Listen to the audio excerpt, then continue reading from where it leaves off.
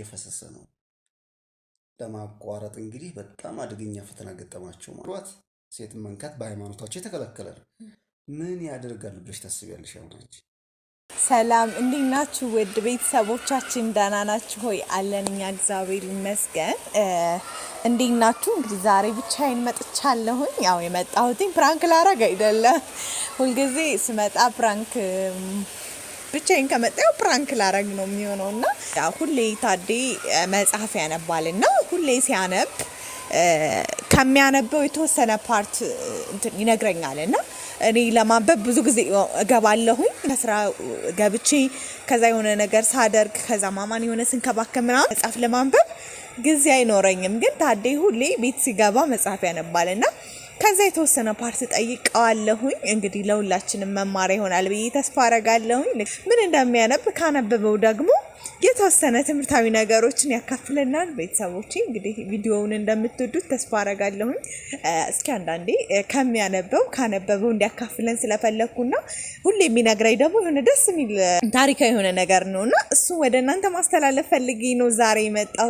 ቤተሰቦቼ ሁልጊዜ እንደምንላችሁ ቤተሰብ ያልሆናችሁ ካላችሁ ሰብስክራይብ በማድረግ ቤተሰብ ሁኑ። ለሌሎች ተደራሽ እንዲሆን ደግሞ ሼር እያረጋችሁልን ቪዲዮውን ስትጀምሩ ላይክ ማድረጋችሁንም እንዳትረሱ። ወዳችኋለሁ። ቪዲዮውን እስከ መጨረሻው እዩት። በጣም ትንሽ ደቂቃ ነው የሚሆነው፣ ምክንያቱም ሙሉ መጽሐፉን ሳይሆን ከመጽሐፉ ያገኘው አሪፍ የሚልና ደስ የሚል እና በደንብ የሚያስተምር አይነት ነገሮችን ብቻ ነው የምጠይቀውና እጠር ያለ ነው። ቪዲዮውን አጭር ስለሆነ በደንብ እዩት። ቤተሰቦቼ እንደምትማሩበት ተስፋ አረጋለሁ። ገርም ጽድት ያለ የሰው ልጆችን ሁሉ አእምሮ ሊገዛ የሚችል ሀሳብ ነው እያነበብክ ያለው። ምንድነው? በእናትህ አካፍለን እስኪ ለእኔም ለተመልካቾቼም። የዜና አስተምህሮን የሚከተሉ ሁለቱ መነኩሴዎች ነበሩ። እሺ።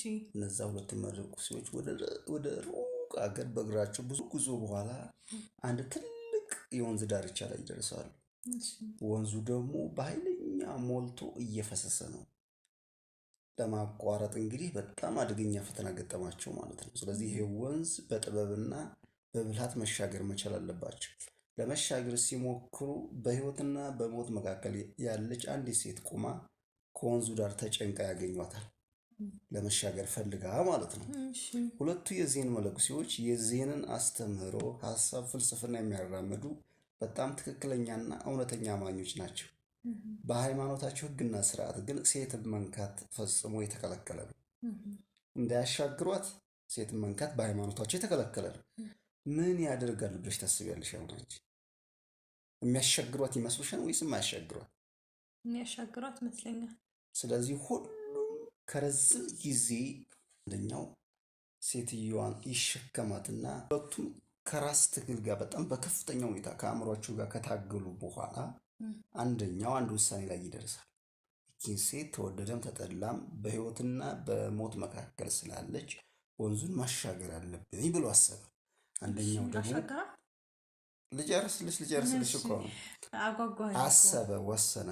አንደኛው ግን በሃይማኖት ፈጽሞ የተከለከለ ነገር ስለሆነ ራሴን ብቻ ይዤ ነው የምሻገረው። ከዛ አንደኛው ምን አደረገ? ተሸክሟት ወንዙ ዳር ያደረሳትና ሁለቱም ጓደኛሞች፣ ሁለቱም መነኩሴዎች ጉዟቸውን ይቀጥላሉ። ለካ አንደኛው መነኩሴ እንዴት አሻገራት? ለምን አሻገራት? የሃይማኖታችን ሕግና ስርዓት ለምን ጣሰ? እያለ አእምሮውን እያስጨነቀ በሀሳብ እየተብሰለሰለ ብዙ ኪሎሜትሮችን ይጓዛሉ። አንደኛው ግን ፍጹም በሆነ ሰላም፣ ፍጹም በሆነ ደስታ፣ ፍጹም በሆነ እርጋታ ነው የሚጓዘው። ሴትዮዋን ያሻገራት ሰውዬ ማለት ነው። አሻገራት፣ ኦልሬዲ ረስቷታል። ግን ከሞት ነጥቆ በህይወት እንድትቀጥል አድርጓታል። ከብዙ ጉዞ በኋላ አንደኛው አማራሪ የተናደደው የተጨነቀው የተበሳጨው ሰውዬ የሃይማኖታችንን ሕግና ስርዓት ጥሰህ ለምን አሻገርካት ይለው። እዚህ ጋር የሚሰጠው ምላሽ እጅግ በጣም ያስገርማል።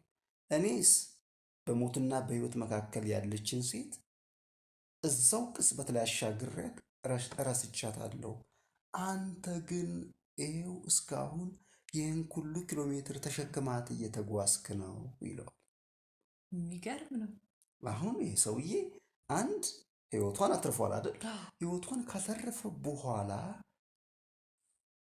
ከነ ማሻገሩም ረስቶታል። ይህኛው ግን በሀሳብ ተሸክሞት እየዞረ ነው። የዚህ ምሳሌ ዋናው መሰረታዊ ትርጉም አንድ ነገር ነው። የዚህ መጽሐፍ ጸሐፊ ይህን ታሪክ ያመጣው አንድ ነገር ለማስተማር ነው። ስለ ሰው ልጅ አእምሮ ለማስተማር ስለፈለገ ነው። አይሽ አእምሯችን የፈለገ ነገር ብናደርግ የፈለገ ነገር ብንፈጽም ጥያቄ መጠየቁን አያቆምም። ለምን፣ እንዴት ባላደርገው ኖሮ ኖሮ ኖሮ ኖሮ እንዲህ አይነት ሀሳቦችን እያውጠነጠነ ገብቶሻል አይደለ? እረፍት ይነሳናል፣ እንጨነቃለን ምናምን። ስለዚህ ብዙ ጊዜ አእምሯችን አንዳንድ ጊዜ በኢጎ ስለሚሰቃይ ብዙ ጊዜ እንዲህ አይነት ሀሳቦችን ወደ አእምሯችን በማምጣት እረፍት ይነሳናል ማለት ነው።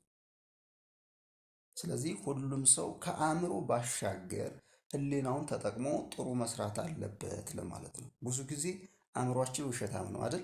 ህሊና ግን እውነተኛ። አእምሯችን ይዋሻል፣ ህሊና ግን አይዋሽም። ሁሌም ትክክለኛውን ነገር ነው የሚናገረው። እንደውም በኢትዮጵያውያን አባባል ዘንድ ህሊና ትንሹ እግዚአብሔር ነው ይባላል አይደል? ትንሹ እግዚአብሔር ነው። በህሊና ውስጥ ፍጹም የሆነ ዳኝነት አለ ማለት ነው። በአእምሮ ውስጥ ግን ይሉኝታ አለ። ችግር ቢመጣብኝ የሚል ሀሳብ አለ። ነገ ምን ይሆናል ብሎ ማሰብ አለ። መጨነቅ አለ፣ መጠበብ አለ። አእምሯችን ሁሌም እንደውም አንድ ሰው ምን ይላል? አእምሮ ልክ እንደ ውሻ ነው ይላል። ለምን ቢባል አእምሮ ውሻ አጥንት መቆርጠም እንደሚወደው ሁሉ አእምሮም ሁሌም ችግር ነው የሚቆረጥመው ይላል።